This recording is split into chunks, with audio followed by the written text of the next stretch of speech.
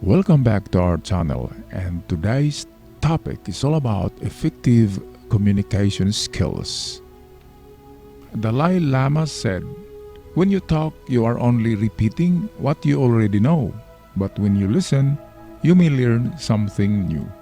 That's right. So, what is communication, by the way? Communication is transmission of an idea or feeling so that the sender and the receiver share the same understanding. Communication is not a mysterious process. It takes place when the ideas from your mind are transferred to another's and arrive intact, complete, and coherent. What are the most common ways to communicate? Spoken words, by the use of visual images, written word, or by gestures and or body language. Those are the most common ways to communicate. How about communicating by mental telepathy? It is possible? Well, for some gifted people. The communication process: encode, convert the idea or the thought into words, pictures, or body language. Sender or encoder, experiences, attitude, skills, perception. Message medium, verbal, non-written, email, web, pictures. Receiver is the decoder, so that the receiver decode, interpret the messages, and send back the feedback loop into the encoder or sender. That's the diagram about communication. Importance of effective communication. Effective communication helps to understand a person or situation in a better way. It enables us to solve the differences, build trust and respect in the organization. Sometimes our message is misunderstood, or we may understand the received message. Effective communication helps us to resolve problems from both points of view. Effective communication helps us to connect well in colleagues, teachers, parents, friends, etc. It helps us in decision making. What makes communication ineffective? Before learning to communicate effectively, we should learn which are the barriers of communication that make the communication ineffective.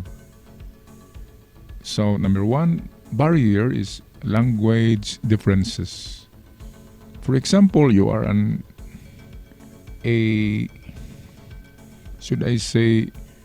you talk about a dialect of Hebrew, and then you are a African citizen, therefore your languages or spoken words are very different, and you cannot understand each other, so that is language differences. Information overload. Too much information. Even computers, if it is overloaded with datas and files, well hung, just like the people's or human brain. Inattention, time pressures, distraction, noise, complexity in organizational structure, poor retention, inaccurate interpretation, perceptual differences, linguistic impact on language, semantics, physical, emotional, and psychological, gender, and even culture are barriers of effective communication. Common barriers to effective communication: emotional barriers and taboos, lack of attention, interest, distractions, or irrelevance to the receiver, physical disabilities such as hearing problems or speech difficulties, physical barriers to non-verbal communication, language differences, and difficulty in understanding unfamiliar accents, use of jargon, expectations and prejudices which may lead to false assumptions or stereotyping, differences in perception, viewpoint, and cultural differences. Those are common barriers to effective communication. The 7 C's of effective communication. Don't forget it, guys. Write it down in your memory. Completeness, conciseness, consideration, clarity, concreteness, courtesy, correctness. Correctness. That's right. Those are the 7 C's of a very effective communication. The 7 C's of effective communication: completeness. Okay, let's talk about completeness. The message is complete when it contains all the facts the reader or listener needs for the reaction you desire. Communication senders need to assess their message through the eyes of the receiver to be sure they have included all relevant information, provide all necessary information, answer all questions asked, give something extra when desirable. Conciseness. Still on the 7 C's of effective communication, guys.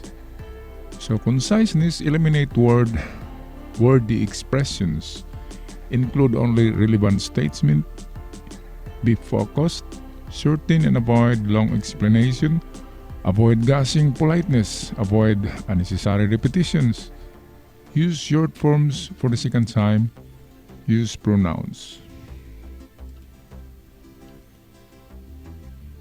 Consideration, the 3rd C. Consideration implies stepping into the shoes of others. Know the audience, viewpoints, background, mindset, educational level, etc. Make an attempt to envisage your audience, the requirements, emotions, as well as problems.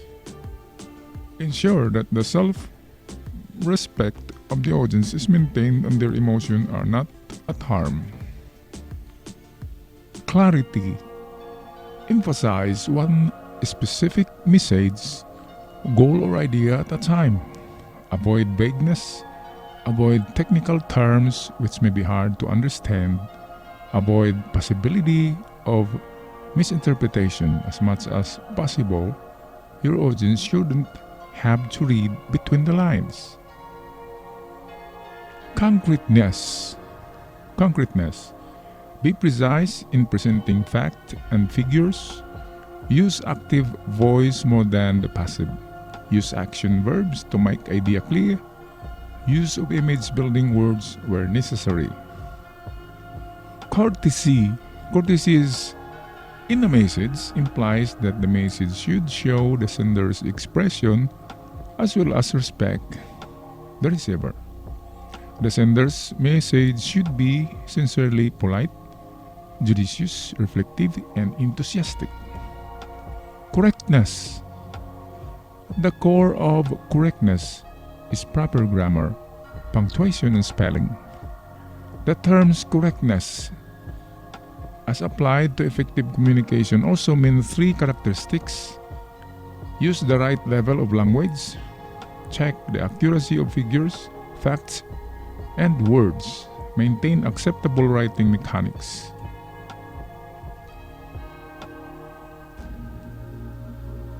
Emotions should be managed in a conversation. If you are getting angry, you have to calm yourself by means of speaking to the other person as if you were not angry. Avoid the use of word you. This avoids blaming. Nod your head to assure the other person that you heard him. Maintain eye contact with him. Communicating ineffectively, the beer's list. What was the barrier? And what about us? We must have self-awareness, self-criticism, self-empowerment, and goal. So have a good communication, guys. Okay, guys, here are the questions for you to answer on a sheet of bond paper. And of course, you know where to send it, in our Google Classroom or directly to our email. And here are the questions.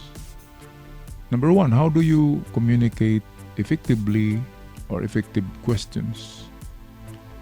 Number two, what are the 4 main points to have effective communication? Number three, what are the 5 examples of effective communication? What are the 7 C's for effective communication?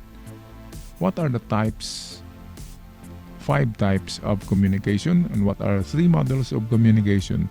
What are the barriers to effective communication? How effective communication can be achieved? What are the components of effective communication? What are the 3M approach to effective communication? Why effective communication is important? What are the principles of effective communication